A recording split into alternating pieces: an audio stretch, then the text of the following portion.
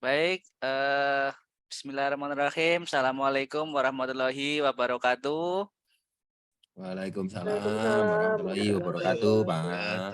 Selamat pagi, salam sejahtera bagi kita semua. Om Swastiastu, Namo Buddhaya, salam kebajikan, dan salam Nusantara. Ya, Selamat pagi, ya. salam Nusantara, Pak. Baik, anak-anakku sekalian, sebelum kita mulai pembelajaran, silahkan ketua kelas hari ini untuk memimpin doa terlebih dahulu. Silahkan dipimpin doa teman-teman. Ketua kelas hari ini siapa? Mas Didi ya? Silakan Mas Didi dipimpin doa teman-temannya. Teman-teman di tempat duduk siap gerak, berdoa mulai. Selesai. Baik, terima kasih. Apa kabar hari ini anak-anak semua? Baik, Bapak. Sehat, Baik, Pak. ya. Alhamdulillah, Pak. Alhamdulillah sehat. Alhamdulillah. Ya, sebelumnya saya presensi dulu ya. Di sini saya sudah pegang presensi. Ade hadir. Hadir, Pak. Oke, sehat Ade? Sehat, Pak. Alhamdulillah. Bapak gimana, sehat, Pak? Sehat deh, alhamdulillah. Oke, Anissa. Sehat Anissa? Alhamdulillah sehat, Pak. Alhamdulillah. Oke. Anton. Apa kabar Anton? Sehat? Ya, alhamdulillah. Kemudian Didik tadi udah ya. Fauzana, gimana kabarnya nih Fauzana? Sehat, Pak. Alhamdulillah, oke. Kemudian Ona. Iya Pak Aris. Sehat Ona? Alhamdulillah sehat Pak. Oke. Primi? Hadir, Pak. Oke. Sehat Primi? Alhamdulillah sehat, Oke. Pak. Kemudian Endang, halo Endang. Gimana kabarnya Endang? Hadir, Pak. Oke, Hadir, ya. Pak. Rina ini, Tapi halo Rina. agak sakit, Pak. Oh, Hadir, Pak. Endang lagi agak sakit ya? Ya, sakit apa Endang?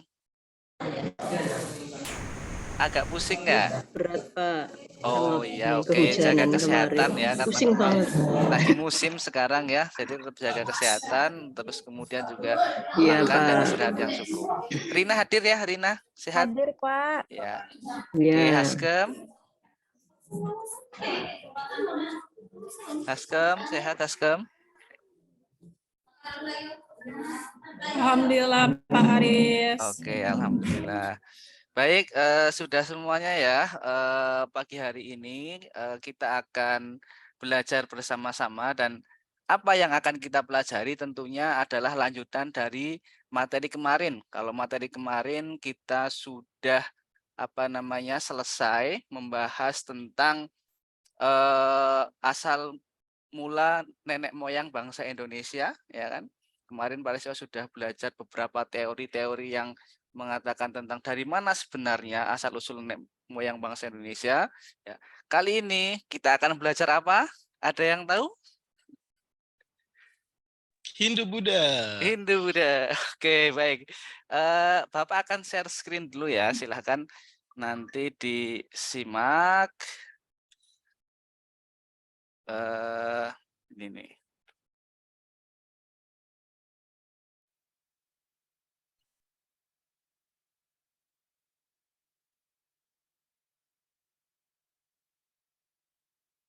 Oke. Nah, sudah bisa dilihat? Udah, Pak. Oke, baik. Udah Pak.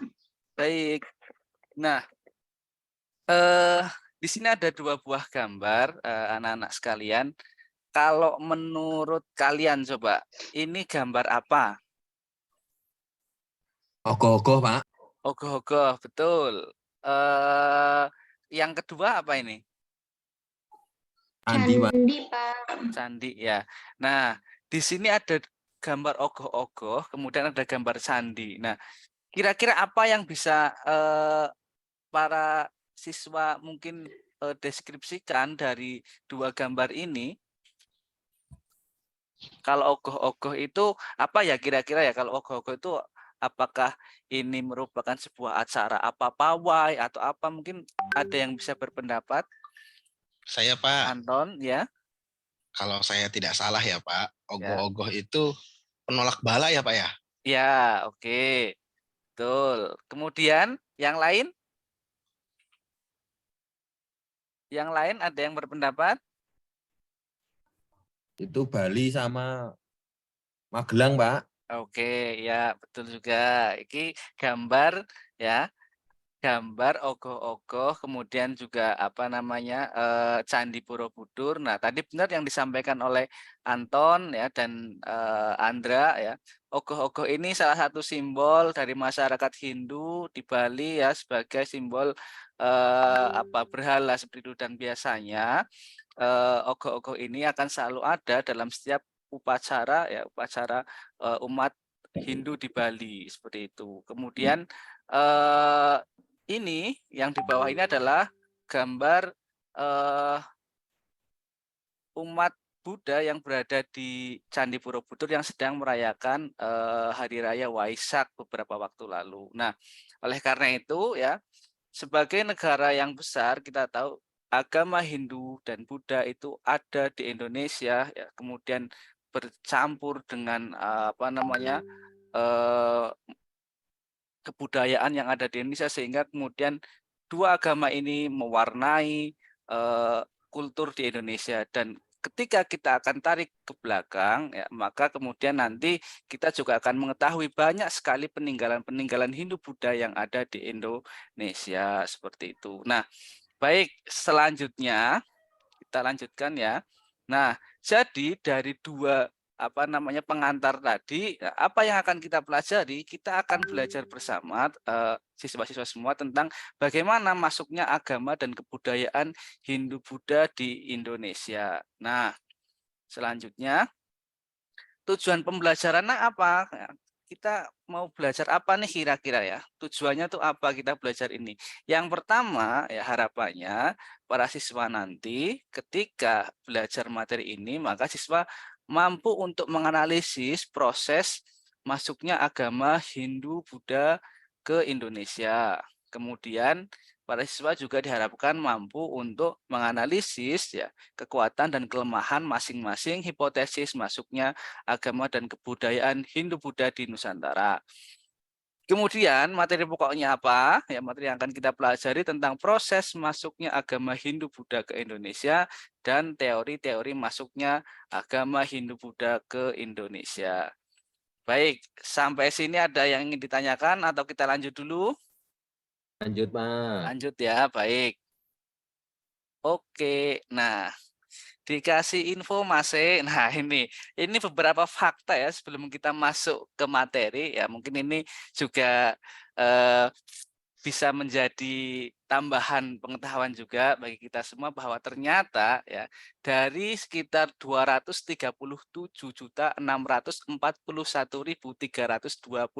jiwa ya penduduk Indonesia dalam sensus yang dilakukan oleh dilakukan oleh Badan Sensus seperti itu, sensus penduduk tahun 2010, umat Hindu di Indonesia itu berjumlah ya 4.012.116 jiwa atau sekitar 1,62% ya, dari seluruh penduduk Indonesia.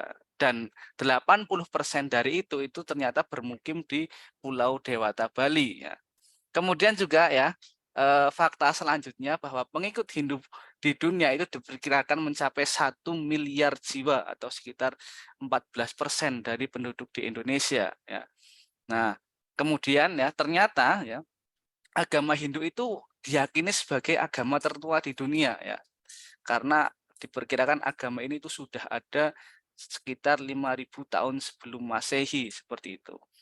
Dan ya, berdasarkan sensus penduduk tahun 2010 juga penduduk agama Buddha di Indonesia itu mencapai sekitar 1,7 juta jiwa atau sekitar 0,72% dari total penduduk Indonesia. Sehingga ya, menurut saya ini tidak bisa dianggap apa ya istilahnya sebelah mata ya bahwasanya memang penduduk Buddha, penduduk Hindu, ya.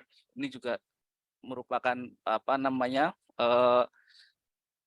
besar juga di Indonesia dan banyak memberikan kontribusi bagi keberagaman di Indonesia.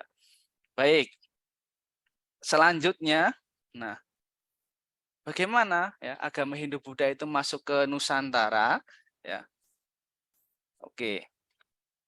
Nah, kalau kita lihat ya, ini gambar apa, anak-anak? Bisa terlihat gambarnya?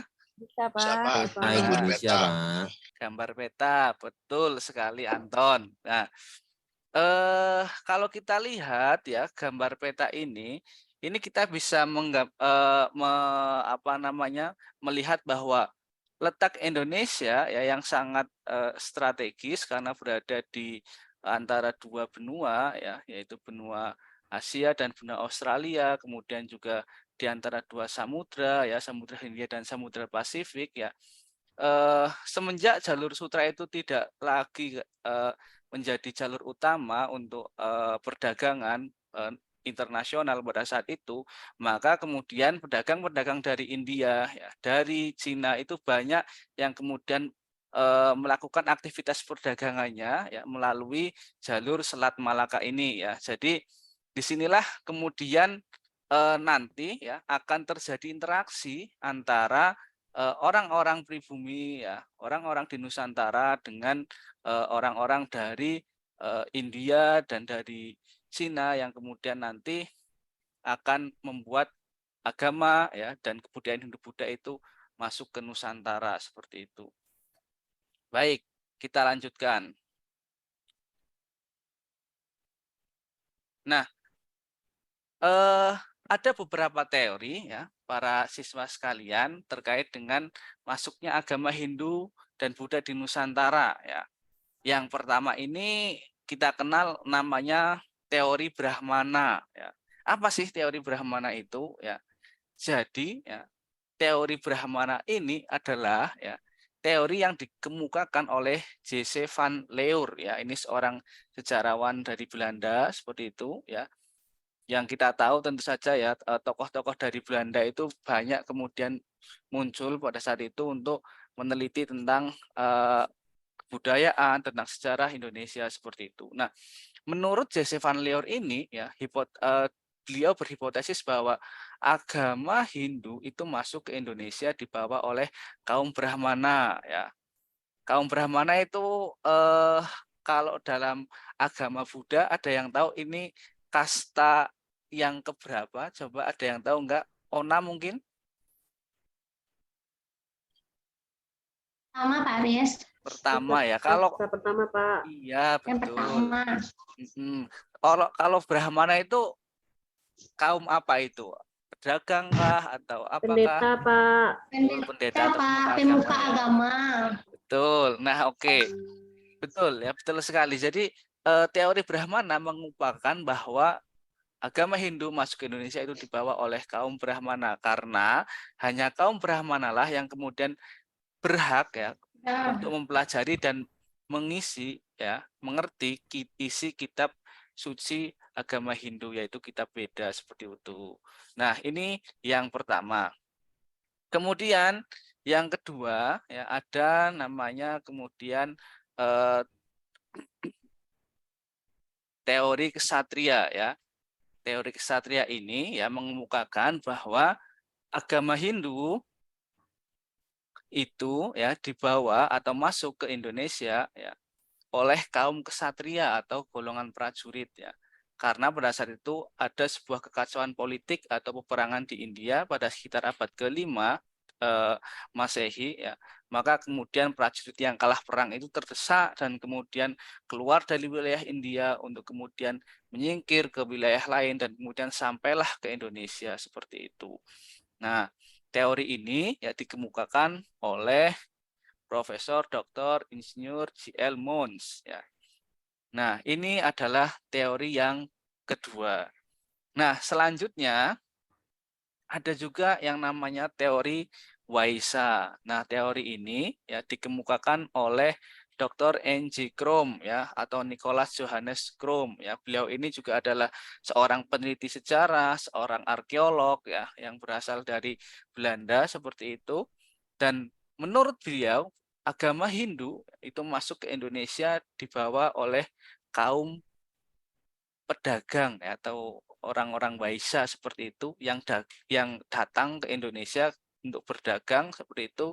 Dan kemudian karena mereka itu dulu kan menggunakan transportasinya itu kan kapal ya, datang ke Indonesia itu kan menggunakan kapal yang belum bermesin, otomatis hanya mengandalkan angin ya, angin muson seperti itu, angin musim. Kemudian untuk kemudian kembali ya, datang dan kembali ke India itu tidak bisa sewaktu-waktu gitu, sehingga kemudian mereka kadang-kadang harus menetap dengan cukup lama ya, para pedagang-pedagang itu menetap di Indonesia cukup lama. Nah, karena menetap cukup lama itulah kemudian terjadi interaksi ya dengan penduduk-penduduk lokal, penduduk pribumi, bahkan kemudian terjadi perkawinan seperti itu. Nah, dari situlah ya N.J. Crom ini berhipotesis pedagang-pedagang itulah yang kemudian menyebarkan agama dan kebudayaan Hindu-Buddha di Nusantara. Nah, selanjutnya ada juga teori sudra ya, yang dikemukakan oleh Van Weber ya. Beliau ini berpendapat bahwa ya agama Hindu ya dibawa masuk ke Indonesia oleh para pekerja ya, kerja kelas bawah seperti itu, budak ya, yang kemudian dibawa seperti itu masuk ke Nusantara seperti itu, ke Indonesia dalam ya proses perdagangan itu juga, yang kemudian mereka itu menyebarkan ya agama dan kebudayaan Hindu-Buddha seperti itu. Terakhir ya, ada juga yang namanya teori arus balik ya. Teori arus balik atau teori nasional. Teori ini dikemukakan oleh F.D.K. Bos ya, kemudian juga Schwedes ya.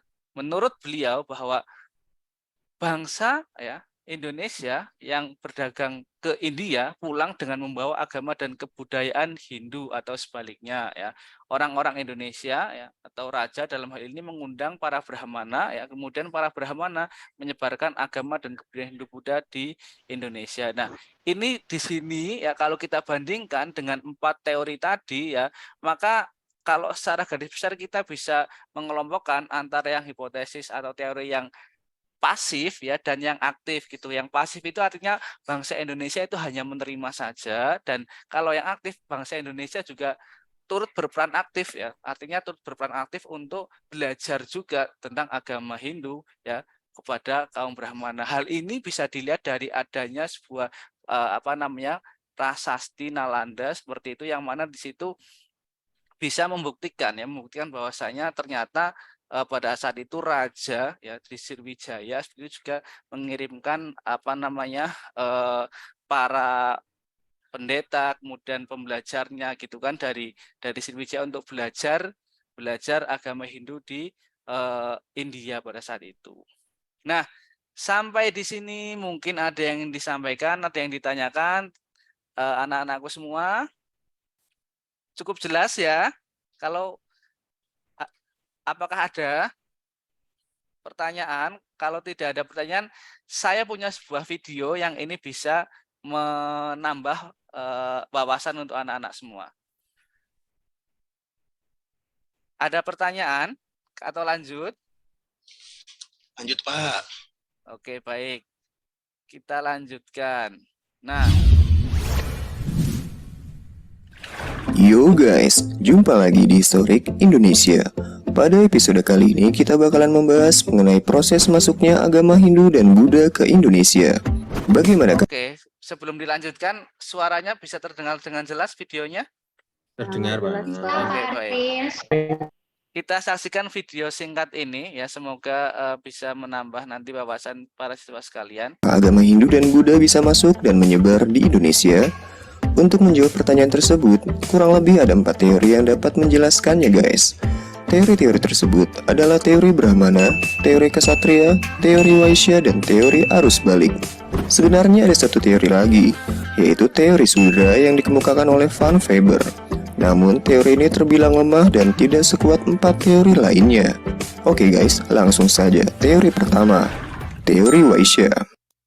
Teori yang dikemukakan oleh N.J. Crom ini menyebutkan bahwa golongan Waisya atau pedaganglah yang berperan aktif menyebarkan agama Hindu dan Buddha di Indonesia. Hubungan dagang antara India dan Indonesia sudah berlangsung sejak abad 1 Masehi. Kepulauan Indonesia merupakan jalur laut perdagangan dari Tiongkok menuju Timur Tengah ataupun sebaliknya. Pada mulanya, para pedagang India berlayar untuk berdagang. Pada masa itu, jalur perdagangan hanya ditempuh melalui jalur laut, dan mereka menggunakan kapal layar untuk menuju destinasi perdagangan. Hal ini menyebabkan mereka bergantung pada musim angin dan kondisi alam. Bila musim angin tidak memungkinkan, maka mereka akan menetap lebih lama dan menunggu musim yang baik. Sembari menunggu angin laut yang membantu pelayaran menuju kampung halamannya di India, para pedagang India pun singgah beberapa bulan di Indonesia. Interaksi yang cukup lama antara pedagang India dan penduduk pribumi secara tidak langsung turut mempengaruhi sistem kepercayaan masyarakat kita yang masih memegang kepercayaan animisme dan dinamisme. Para pedagang tersebut memperkenalkan agama Hindu maupun Buddha ke masyarakat pribumi. Para pedagang tersebut juga banyak yang melakukan perkawinan dengan penduduk pribumi. Dan melalui perkawinan tersebut, mereka memperkenalkan kebudayaan India yang kental dengan agama Hindu.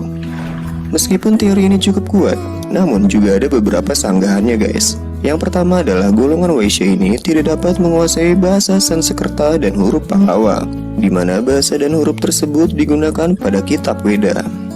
Kitab Weda hanya mampu dibaca oleh golongan Brahmana. Sanggahan kedua mengenai pusat-pusat kebudayaan berupa kerajaan Hindu, khususnya yang ada di Pulau Jawa. Jika disebarkan oleh para pedagang, maka seharusnya pusat kebudayaan Hindu dan Buddha ada di pesisir. Namun fakta menunjukkan kerajaan Hindu letaknya di pedalaman Pulau Jawa. Teori Brahmana. Teori ini dikemukakan oleh J.C. van Leur. Menurut sejarawan Belanda ini, masuknya agama Hindu dan Buddha disebarkan oleh golongan Brahmana atau pemuka agama.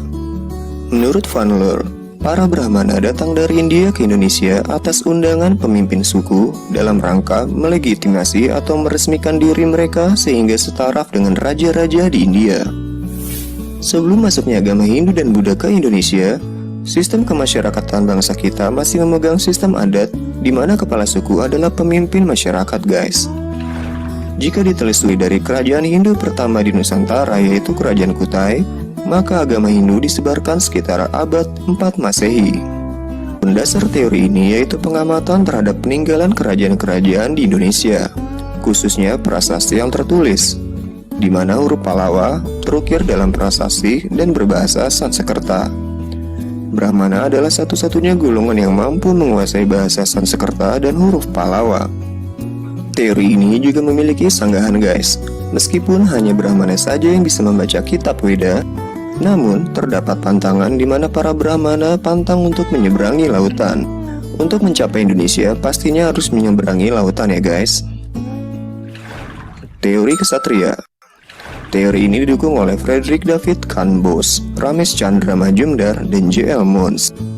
Menurut teori ini, golongan kesatria atau bangsawanlah yang menyebarkan agama Hindu dan Buddha di Indonesia. Teori ini mengacu pada konflik antar kerajaan di India pada masa lampau.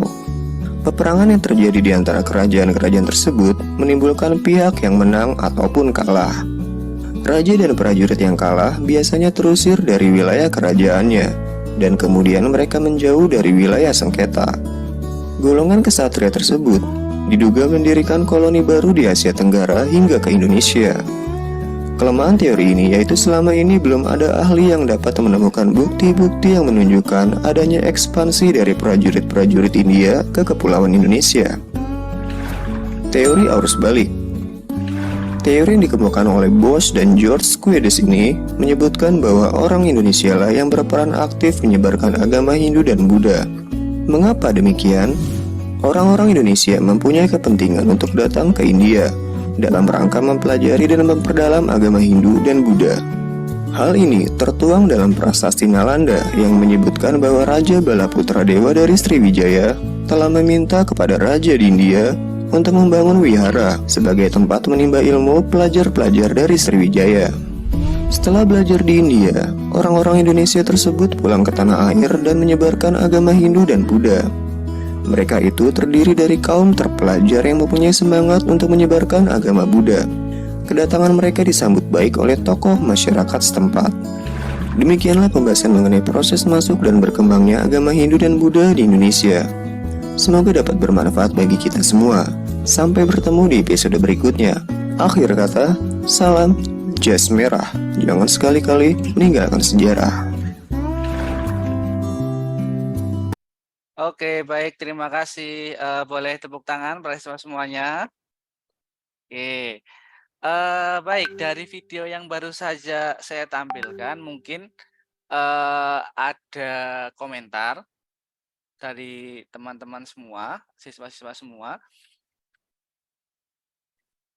Nah, ada nggak? Silahkan. Kalau tidak ada, nah di sini ada satu pertanyaan nih. Teori mana ya menurut para siswa sekalian ya yang paling kuat menurut para siswa sekalian? Nah, berikan ya alasannya coba. Saya pengen mendengar secara lisan dulu. Satu aja ya. Satu, silahkan siswa mungkin bisa berpendapat. Teori Brahmana, Pak Aris. Oke, Ona ya, teori Brahmana. Kenapa menurut Ona teori Brahmana paling kuat? Karena kerajaan Hindu Buddha pertama di Indonesia itu adalah kerajaan Kutai. Salah satu bukti adanya kerajaan Kutai itu adalah melalui adanya 7 buah yupa ya Pak. Di dalam yupa itu ditulis dengan menggunakan bahasa Sanskerta dan huruf Pallawa. Nah, di India yang mengerti bahasa ini adalah hanya orang-orang golongan Brahmana. Begitu Pak Aris. Oke, baik. Terima kasih Ona. Bisa kasih tepuk tangan buat Ona, luar biasa sekali ya. Oke, baik para siswa sekalian ya. Ada yang ingin menambahkan mungkin atau memberikan sanggahan? Pak, terkait saya Pak. Oh ya, menurut Primi gimana Primi? Kalau menurut saya teori arus balik, Pak.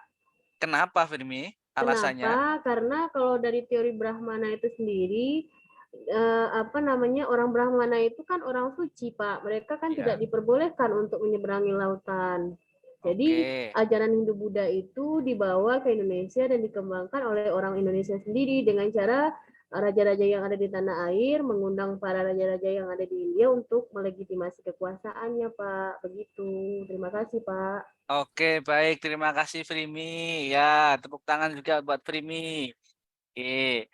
Nah, baik para siswa sekalian, apa yang disampaikan oleh Primi, apa yang disampaikan oleh Anissa tadi, Ona tadi ya, itu pada dasarnya teori-teori tersebut mempunyai hipotesisnya masing-masing, mempunyai pegangannya masing-masing, ya, mempunyai bukti-buktinya masing-masing ya sesuai dengan apa yang disampaikan oleh pakar-pakar tersebut seperti itu. Kita tidak bisa kemudian menjudge ini yang paling benar, ini yang paling valid seperti itu karena sekali lagi sejarah itu adalah bersifat tentatif seperti itu ya. Jadi ketika ditemukan sebuah penelitian yang baru atau fakta-fakta yang baru seperti itu maka kemudian itu bisa saja kemudian apa yang sudah disepakati sebelumnya bisa berubah seperti itu. Nah,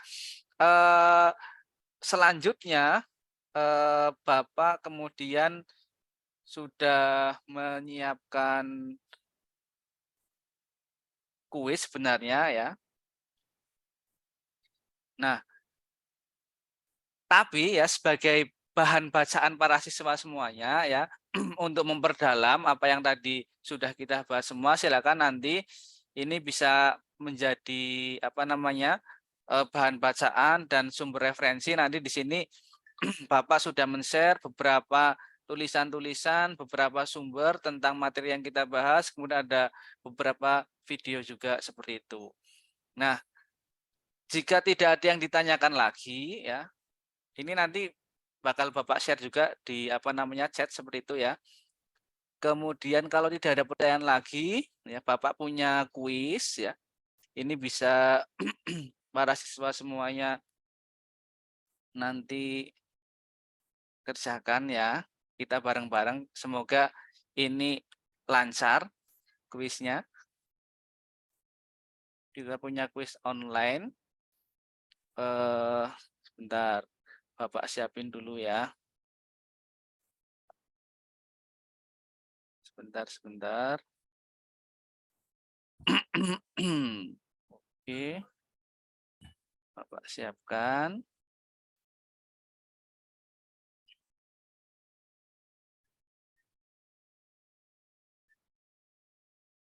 Baik.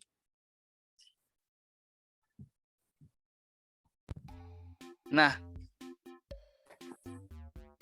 coba Bapak di sini siapkan sebuah kuis melalui Kahoot. Para siswa coba silakan bisa login ke Kahoot ya, kemudian dimasukkan PIN-nya ini ya.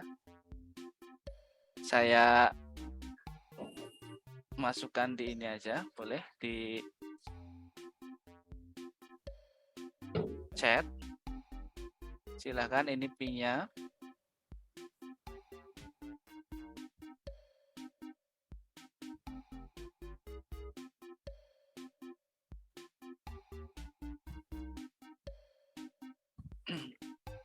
Sudah ada yang bisa masuk ke Kahoot?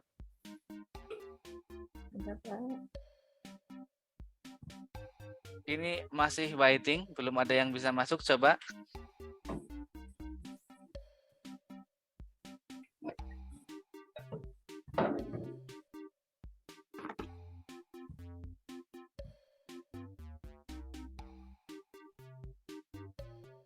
Oke, udah ada satu yang masuk. Supermi, ini siapa ini? Supermi. Ini Anton, jangan-jangan ya? Bukan, Pak. Oke, mungkin ini di premori aja ya, premori aja Bapak Ibu. Pada intinya nanti di sini saya mengajak siswa-siswa untuk bermain game seperti itu ya. Kita mungkin premori aja. Nah, baik. Setelah ini para siswa sekalian, untuk pertemuan minggu depan ya, kita akan membahas tentang kerajaan-kerajaan Hindu-Buddha ya. Dan di situ nanti kita akan membuat proyek ya. Seperti apa proyeknya? Sebagai gambaran awal mungkin Bapak akan share ya. Sebagai gambaran awal Bapak akan meng-share para siswa sekalian. Jadi setelah kita belajar tentang teori-teori, kemudian kita akan belajar tentang kerajaan-kerajaan Hindu-Buddha ya. Ada 8 kerajaan minggu depan yang akan kita bahas, dari mulai kerajaan Kutai, kemudian Tarumanegara ya, kemudian Pajajaran, kemudian Sriwijaya ya, kemudian Mataram, kemudian ada Kediri, Singosari, dan Majapahit. Nah, di minggu depan kita akan membagi kelas ya menjadi 8 kelompok seperti itu, dan masing-masing kelompok nanti ya, masing-masing kelompok nanti akan mengkaji ya tentang temanya masing-masing ya, dan kemudian saya juga akan memberikan beberapa sumber referensi untuk kemudian para siswa bisa membuat proyek yang akan kita rencanakan bersama. Nah, proyeknya adalah seperti ini, teman-teman.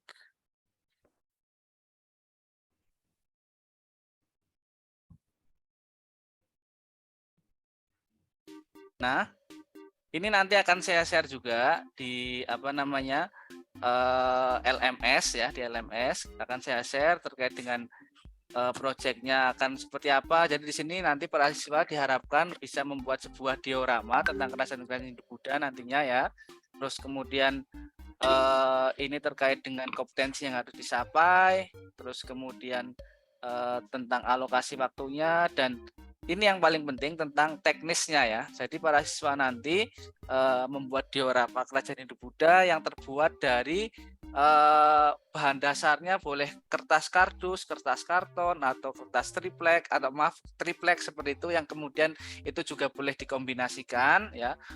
Terserah kelompok kalian nanti seperti apa seperti itu. Dan Kemudian ukurannya itu minimal 45 cm kali 55 cm atau boleh lebih, terserah sesuai dengan inovasi dan kebutuhan para siswa. Kemudian dalam diorama itu nanti setidaknya para siswa bisa menyajikan salah satu aspek, entah itu aspek sosial atau ekonomi atau politik atau budaya ya dari kerajaan yang kalian bahas. Nah, contohnya seperti apa? Contohnya nanti akan Bapak tunjukkan juga di LMS ya. Nanti ini akan Bapak upload di LMS. Baik. Ada pertanyaan sebelum diakhiri karena waktunya sebentar lagi berakhir, para siswa sekalian. Silahkan jika ada pertanyaan sebelum Bapak akhiri. Pak. Tidak ada ya? Tidak, Pak. Oke. Kalau tidak ada, sebagai penutup mungkin salah satu siswa ya, mungkin bisa merefleksikan atau menyimpulkan ya apa yang sudah kita bahas pada kesempatan pagi hari ini. Silakan, ada yang bisa memberikan kesimpulan ya.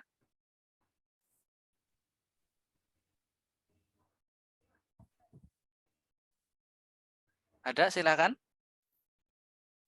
Baik, mungkin di sini Bapak share lagi ya. Ini kelihatan nggak? Nah, Kelihatan, Pak. nah, silakan para siswa coba bisa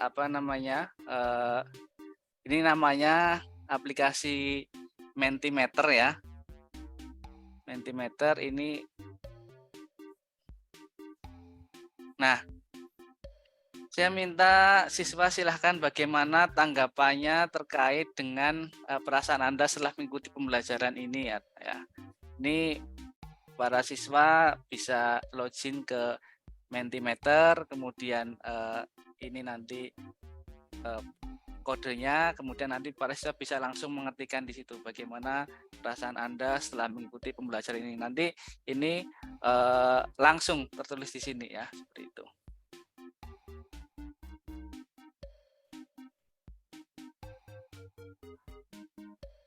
Baik, para siswa sekalian, mungkin itu untuk pagi hari ini. Jika tidak ada pertanyaan, saya kira cukup ya. Terima kasih. Dan untuk penugasan seperti yang tadi saya sampaikan, saya akan kirim di LMS. Nanti setelah ini para siswa silakan untuk membuka LMS. Terima kasih untuk kesempatan pagi hari ini. Silahkan, karena tadi diawali dengan doa, kita akhiri juga dengan berdoa. Silahkan ketua kelas untuk memimpin doa terlebih dahulu.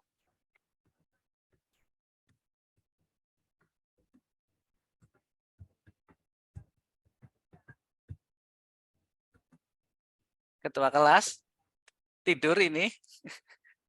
Didik, silakan bisa dipimpin doa untuk mengakhiri ya. Hadir, Pak. Silakan dipimpin doa. Kok apa-apa jadi saya ya, Pak ya, tapi nggak apa-apa. Oke, teman-teman di tempat duduk, siap gerak, berdoa, mulai. Selesai. Terima kasih, Bapak. Oke, terima kasih. Selamat pagi semuanya. Sampai jumpa di pertemuan selanjutnya. Assalamualaikum warahmatullahi wabarakatuh. Assalamualaikum warahmatullahi wabarakatuh.